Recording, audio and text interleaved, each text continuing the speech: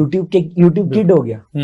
अगर मैं दिखा रहा हूँ सिर्फ फीमेल्स को कोई ऐसी प्रोडक्ट, अब मैं वो मर्दों से रेलिवेंट है ही नहीं, तो मुझे फिर वुमेन्स का एरिया टारगेट करना पड़ेगा। तो हाँ, अब जब आप बिलबोर्ड्स मार्केटिंग को देखें, अब हर बंदा गुजरता है, हर बंदे ने क्या करना होता है, इस चीज को ऑब्जर्व करना होता है, लेकिन हर बंदा एक्शन नहीं लेगा। डिजिटल मार्केटिंग में आपको टारगेट ऑडियंस मिलती है, कम पैसों में अच्छा बजट, अच्छी ऑडियंस आपको मिल जाती है, जिससे आपके डिजायर एक्शंस पूरे हो जाते हैं।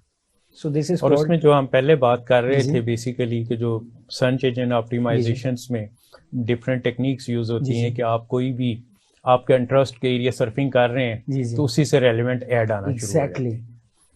तो ऑटोमेटिकली लड़कियां अगर कपड़ों की सर्फिंग कर रही हैं, उनसे रेलेवेंट उनको ऐड होंगे, क्योंकि गैजेट ने आपको पूरा बांध लिया है। इनफैक्ट हम दूसरों के बगैर रह लेंगे, मोबाइल के बगैर नहीं रह सकते, क्योंकि उसने हमें इस तरह से डिजाइन कर लिया।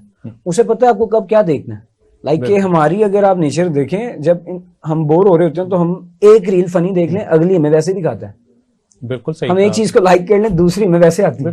हमारे मूड्स के वो हमारा एक ऑनर भी और एक गुलाम भी है। तो वो हमारी जी वो अलादीन का चिराग, वो हमें अच्छी चीजें भी गाइड करता है और बुरी भी, हमारे अपने ऊपर होता है कि हम किस तरह उसे लेके चलें। वही आपके इंटरेस्ट को सामने रखते हुए।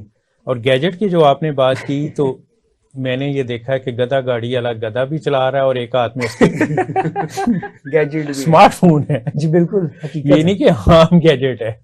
और वो बड़ा इजीली मैंने ऐसे मैं पब्लिक ट्रैवल बड़ा करता हूँ, लोकल ट्रैवल बड़ा करता हूँ, तो मैंने एक चीज देखी, लोग स्पीडो में बैठे होते हैं, बात करने नहीं आती और एक उंगली से रील्स देखी जा रहे हैं इतनी ऊंची आवाज में, लेकिन वो सबको चला रहे हैं। वो अपना टाइम भी एक किसी भी जगह एंटरटेनमेंट के मौजू पे लगा रहे हैं, अपना टाइम इन्वेस्ट भी कर रहे हैं। लोग इसे एंटरटेनमेंट के मौजू पे लेते हैं, लेकिन डिजिटल मार्केटर वो इसे थोड़ा सा अर्निंग के पर्सपेक्टिव से लेता है। वो कहता है कि यार एंटरटेनमेंट को उसके लिए यूज कर, वो वो कहता है कि यार मैंने एंटरटेनमेंट के लिए यूज तो करना है, लेकिन इससे मैंने कमाना भी है। बाकी लोग कंज्यूमर हो जाते हैं, वो कंटेंट क्रिएटर हो जाता है। जी बिल्कुल। अच्छा, कंटेंट क्रिएटिंग की जब बात आपने की है, तो पाकिस्तान में सबसे ज्यादा सोशल मीडिया पे जो काम हो रहा है वो कंटेंट का हो रहा है। एग्जैक्टली। ठीक, हम इन अदर टर्मिनोलॉजी में उसको कहते हैं कि डिजिटल क्लर्क बना दिया। डिजिटल क्लर्क तो पाकिस्तान में ज्यादा काम डिजिटल क्लर्क का है। ठीक है। अब जब हम आर्टिफिशियल इंटेलिजेंस की बात करते हैं, तो आर्टिफिशियल इंटेलिजेंस में जो इमर्जिंग टेक्नोलॉजीज हैं, लोग कहते हैं कि अब आर्टिफिशियल इंटेलिजेंस है। मुझे आर्टिफिशियल इंटेलिजेंस को यूज करते हुए 35 साल हो गए। तो आर्टिफिशियल इंटेलिजेंस नई नहीं है, पुरानी है, सिर्फ उसमें आगे चेंजेस आते रहे हैं। एक्सपर्ट सिस्टम्स आ गए हैं, मुख्तलिफ उसमें चीज़ें आ जाती हैं। इंटरनेट ऑफ थिंग है, मशीन लर्निंग है, डीप लर्निंग है, ऑगमेंटेड रियलिटी है, वर्चुअल रियलिटी है। मुझे याद है कि जब मैं पाकिस्तान 2000 में वापस आया था, तो कराची में लियारी एक्सप्रेस वे को डिज़ाइन हमने इसी बेस पे किया था। उसका इशू ये था कि उस बेल्ट में क्रिमिनल्स थे। अच्छा। तो जब तक सिविल वाले सर्वे नहीं करते, वो डिज़ाइन नहीं कर सकते। तो सर्वे उसका हो नहीं रहा था, क्योंकि क्रिमिनल थे, वो होने नहीं दे रहे थे। तो मैंने कहा कि सैटेलाइट इमेज लेते हैं और उसके ऊपर सारा इसको डिज़ाइन करते हैं। तो हमने उसका पूरा एक सैटेलाइट इमेज लेके उसके ऊपर सारा डिज़ाइन करके और देन उसका वर्चुअल सारा दिखाया, फ्लाई थ्रू, वॉक थ्रू। उस वक्त 2001 की बात है। ठीक। तो जब हमने चेयरमैन NHA को प्रेजेंट किया तो उनको बड़ा अच्छा लगा। तो उसके बाद वो अभी तक वैसे लियारी एक्सप्रेसवे कंप्लीट नहीं हो पाया उसी टर्मिनोलॉजी की वजह से। लेकिन डिजिटल मीडिया का एडवांटेज तो हुआ। डिजिटल मीडिया ने तो मैं कह रहा हूँ, तो अब तो ऑगमेंटेड रियलिटी, मिक्स रियलिटी की बात हो रही है। 93 में फ्रांस में मैंने वर्चुअल रियलिटी पढ़ी थी और पाकिस्तान में मैं फर्स्ट था 2001 में कराची में मैंने वर्चुअल रियलिटी पढ़ाई थी। ठीक हो गया, ठीक हो। तो वर्चुअल रियलिटी से तो ऑगमेंटेड, अब मैं 4 साल पहले की बात करता हूँ कि 4 साल पहले मुख्तलिफ यूनिवर्सिटीज़ में मैं ये टॉप 10 एमर्जिंग टेक्नोलॉजीज़ पे सेमिनार देता था।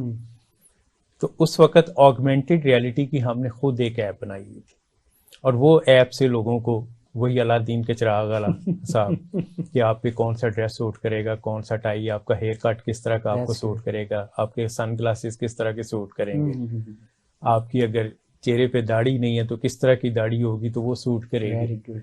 तो ये हमने खुद बनाई हुई थी, लेकिन स्नैपचैट ने आके हमारी उस एफर्ट को खत्म कर दिया उसने। तो मैं कह रहा हूँ एक फिल्टर की मदद से आपका नक्शा बदल दिया। तो हमारी जो मार्केटिंग थी वो खत्म हो गई। लेकिन तो लेकिन ऑटोमेटिकली उसमें फिर फर्दर चीजें आती हैं। जी बिल्कुल। तो उस स्नैपचैट को भी मार्केटिंग के लिए यूज किया जाता है। एग्जैक्टली। वो भी डिजिटल मार्केटिंग का एक टूल है बेसिकली ही। अब। तो इस पॉइंट ऑफ व्यू से आप क्योंकि ट्रेनर है, पढ़ाते हैं, तो आप क्या देखते हैं स्टूडेंट का इंटरेस्ट किस तरफ है? स्टूडेंट का इंटरेस्ट नए गैजेट्स नए सॉफ्टवेयर्स की तरफ तो है, लेकिन वो देखता है कि यार मेरा एंटरटेनमेंट फैक्टर कहाँ पे पूरा हो रहा है। जैसे फॉर एग्जांपल बड़े लोग हैं जो सिर्फ यूट्यूब यूज करते हैं, उन्हें इंस्टा फेसबुक से कोई लेना देना नहीं। और बड़े लोग हैं जो इंस्टा यूज करते हैं, उन्हें फेसबुक का नामो निशान नहीं पता। मैं पढ़ाता था फीमेल्स को, तो फीमेल्स कहती थी सर मैं फेसबुक नहीं बना सकती। मैं कहा क्यों? यारी पापा ने इजाजत ही नहीं दी थी। तो वो उनके मुताबिक क्या था कि फेसबुक बड़ा हार्म प्रोसेस है। लेकिन मैं एक जब इस पढ़ाने की फील्ड में आया तो मैंने देखा फेसबुक तो एक बहुत बड़ी मार्केट प्लेस है। वो बिजनेस को ग्रोथ भी देता है और आपकी टारगेट ऑडियंस निकालता है। तो आपका फैक्टर बड़ा इंपॉर्टेंट है कि आपका इंटरेस्ट किस पे डेवलप हो रहा है। जैसे वही बात है, आज से आप 4-5 साल पहले या 10 साल पहले जाएं तो आप जब बच्चे को पूछते थे कि क्या पढ़ना है, वो कहता था मेरा रुझान बायो की तरफ है। तो ये प्लेटफॉर्म्स, हर प्लेटफॉर्म आपको अर्निंग का क्राइटेरिया देता है। तो इसमें आपका मेंटालिटी लेवल देखना बड़ा जरूरी है कि आपको इंटरेस्ट किस में डेवलप हो रहा है। जैसे मैं हूं तो मुझे फेसबुक, इंस्टाग्राम, सोशल मीडिया की तरफ इंटरेस्ट ज्यादा है। सर हैं ये वेबसाइट्स के किंग हैं, ठीक है, वेब डेवलपमेंट ये बड़ी लेवल की करते हैं, तो इनका रुझान उस तरफ ज्यादा है। तो अब जो भी बंदा है उसका इंटरेस्ट लेवल देखना पड़ेगा, वो किन चीजों को आगे लेके जा सकता है। हाँ, हर प्लेटफॉर्म की अलग साइकी है। वो कहता है कि सर मुझे इंस्टा में ग्रोथ चाहिए या इंस्टा में ज्यादा यूज करता हूँ, तो हम उसे उसके लिहाज से ट्रेनिंग वगैरह डिजाइन करके उसे बताते हैं कि यार यूं ऑप्टिमाइज होगा, ये अर्निंग वेज है, यूं कर सकते हो आप। ठीक है, तो दिस इज अ सिनेरियो कि आपका इंटरेस्ट किस फील्ड में आता है, किस प्लेटफॉर्म में आता है, आप उसे आगे लेके चलें और this is good for you. जब हम शुरू से की बात करते हैं 90s की, विंडो 3.1 आया, फिर विंडो 95 आया, फिर उसके बाद ईमेल कॉमन होना शुरू हो गया।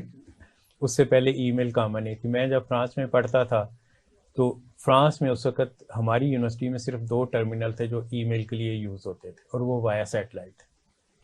तो मेरे क्योंकि बाकी दोस्त मुख्तलिफ कंट्रीज में थे तो मैं सबसे ज़्यादा वो यूज़ करता था। उस वक्त ये कंसेप्ट ही नहीं था कि ईमेल भी आगे आएगी, लेकिन विंडो 95 ने आके ये अपॉर्चुनिटी क्रिएट कर दी और ईमेल जो है वो कॉमन होनी शुरू। याहू ने सबसे ज़्यादा उस वक्त मार्केट में, फिर हॉटमेल, फिर बाद में गूगल आ गया और फिर गूगल ने बाकी सबको पीछे उड़ा दिया। अब याहू और हॉटमेल उतना यूज़ ही नहीं होते। याहू ने उस वक्त डिफरेंट ऑप्शंस, ब्रीफकेस की का ऑप्शन दी थी, हॉटमेल ने अपनी ऑप्शन दी थी। तो सर्च इंजन तो थे, लेकिन गूगल ने आके वो सर्च इंजन का फार्मूला ही चेंज कर दिया। तो लास्ट 10 ईयर्स को अगर हम सामने रखते हैं, आप क्योंकि टीचिंग में है, पढ़ाते भी हैं, तो लास्ट 10 ईयर्स को आप किस तरह इसमें एनालाइज करते हैं? सबसे ज़्यादा जो विजिटर्स हैं वो डिफरेंट सर्च इंजन हैं, मगर सबसे ज़्यादा जो विजिटर हैं वो गूगल के पास हैं, क्योंकि उसने डिफरेंट प्लेटफॉर्म को बढ़ाता है, जैसे यूट्यूब, गूगल मैप। उसने अपने ऑडियंस को और ग्रैब किया ताकि मोर डाटा ले सके लोगों का, मोर इंटरेस्ट देख सके।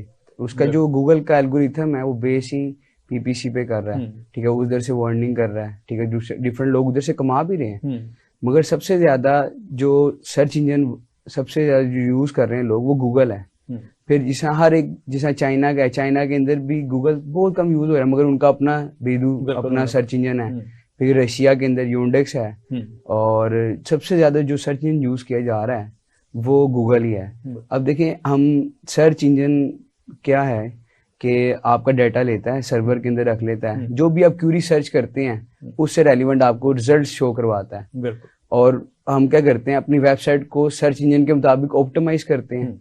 ऑप्टिमाइजेशन के परफेक्ट अच्छे से अच्छा दिखाया जाए वेबसाइट को, उसमें अच्छा सा क्वालिटी कंटेंट। अगर हम वेबसाइट के अंदर क्वालिटी कंटेंट ऐड ही नहीं करेंगे, लोग आएंगे देखेंगे नहीं उसको, तो हम अपनी वेबसाइट को अच्छे तरीके से ऑप्टिमाइज करते हैं ताकि सर्च इंजन में हम अच्छे से परफॉर्म कर सकें। जितना हम अच्छे से अपनी वेबसाइट को ऑप्टिमाइज करेंगे, हम उतने ही विजिबल होंगे और उतनी ही ट्रैफिक हमारी साइट के ऊपर आएगी। अच्छा, वेबसाइट को अट्रैक्टिव बनाने की डिफरेंट टेक्निक्स है। ऐसी है। शुरू में जब वेबसाइट्स बननी शुरू हुई थी तो HTML यूज होता था जी, फिर और चीजें आती CSS आए उसके बाद, बिल्कुल। तो PHP आया, जी PHP ने बहुत मार्केट गेन की, फिर और चीजें आ गई। तो इसको हम अगर देखते हैं तो स्टैटिक और डायनामिक के पॉइंट ऐसे ही है। स्टैटिक जो वेबसाइट है उसमें यह है कि आपको जो काम है हर पेज के लिए डिफरेंट डिफरेंट करना पड़ेगा। उसमें स्टैटिक में बहुत ज़्यादा टाइम आपका बिल्कुल लग जाता है काम करते हुए, मगर डायनेमिक में होता है कि आपने उसको कमांड दी कि भाई ये काम दूसरे पेजेस पे भी हो जाए, तो वो काम दूसरे पेजेस पे भी हो जाता है और उससे हमारा जो टाइम है वो बच जाता है। तो इस वजह से लोग अब ज़्यादा प्रेफर करते हैं डायनेमिक साइट को, ताकि उसमें उनका टाइम थोड़ा सा कम कंज्यूम हो और वो जल्दी ग्रोथ कर सके। पाकिस्तान में ये भी इशू आया था इनिशियली कि जब मैं 2000 से ऑनवर्ड ही बात करूंगा, जब कॉमन होना शुरू हुआ, बल्कि 2006 के बाद ज़्यादा इसमें इंटरेस्ट लोगों का बिल्ड हुआ बिजनेस के पॉइंट ऑफ व्यू से कि वेबसाइट होनी चाहिए। लेकिन अब उस वक्त उनको ये नहीं नॉलेज था कि उसका एक्चुअल यूज़ क्या है। अब वो क्या करते थे कि IT का एक जो है ना बंदा हायर कर लेते थे जिसके ज़िम्मे यूरोप।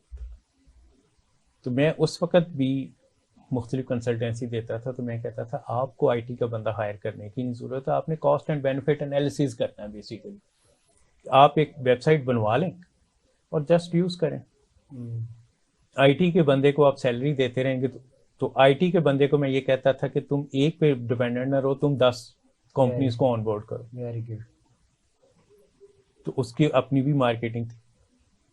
फैसलाबाद में टेक्सटाइल सेक्टर को भी मैंने बड़ी कोशिश की और पहले 5 साल में कुछ रिजल्ट अच्छे नहीं आए, लेकिन फिर बाद में उनको समझ आ गई और फिर उन्होंने उसमें ग्रो काफ़ी किया। अब टेक्सटाइल सेक्टर का टोटल फार्मूला ही चेंज हो गया। लेकिन फिर भी जो है ये सर्च इंजन जो है इसका रोल सबसे ज़्यादा आता है। देखिए लोग ये समझते हैं कि हमने वेबसाइट बना ली और हमारे पास ऑटोमेटिक ट्रैफिक आना शुरू हो जाएगी। वेबसाइट बनाने के बाद जब तक आप उसको ऑप्टिमाइज ना करेंगे तब तक वेबसाइट आपकी सर्च इंजन के अंदर विजिबल ही नहीं होगी। बिल्कुल ठीक है, जब हम उसको ऑप्टिमाइज करेंगे तो वेबसाइट विजिबल होगी, फिर ट्रैफिक आएगी। लोग समझते हैं कि विजिबिलिटी को पहले क्लियर करते हैं क्योंकि ये बहुत इंपॉर्टेंट है। विजिबल के मुराद के हम उसको अच्छे तरीके से उसकी स्पीड को ऑप्टिमाइज किया, कंटेंट को ऑप्टिमाइज किया, फिर सर्च इंजन की जो आम बंदे के लिए, हाँ जी, आम बंदे के लिए नहीं है, टेक्निकल पे अभी ना जाए, आम बंदे को कैसे पता चलेगा?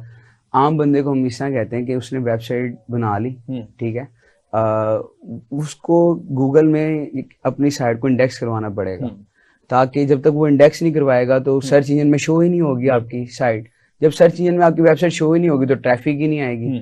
या तो आप सबको ये कहें मेरा साइट का URL याद रख लो, वो URL याद करेगा, आप किसी को याद ही नहीं करवा सकते अपनी वेबसाइट का URL।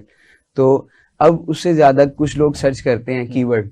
कोई भी आपका शूज की शॉप थी, ठीक है, आपके ब्रांड का नाम था। अच्छा, आपने वर्ड URL यूज की है जी।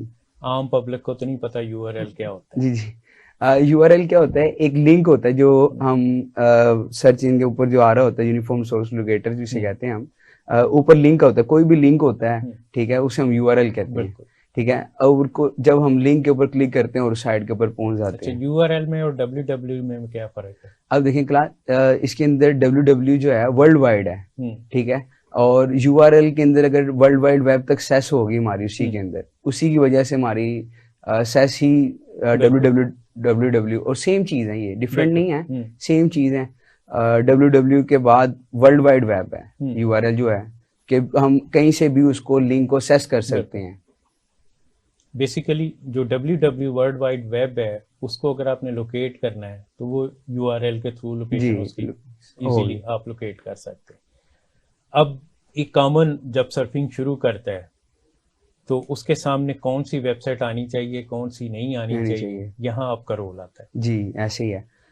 कोई भी आपने क्यूरी, आपका कोई भी ब्रांड था, xyz.com आपका ब्रांड है, उसके ऊपर आप शूज सेल कर रहे हैं। अब क्लाइंट को तो नहीं पता आप शूज सेल कर रहे हैं, तो हम जो सर्च इंजन ऑप्टिमाइजेशन का जो काम है कि इस XYZ की इस साइट के ऊपर हमने विजिटर्स को लेकर आना है, तो हम इनके डिफरेंट कीवर्ड्स को फाइंड करेंगे। कोई कीवर्ड्स क्या होते हैं? कीवर्ड्स कोई भी क्यूरी जो हम गूगल पे किसी भी सर्च इंजन पर जाके सर्च करते हैं उसे हम कीवर्ड कहते हैं।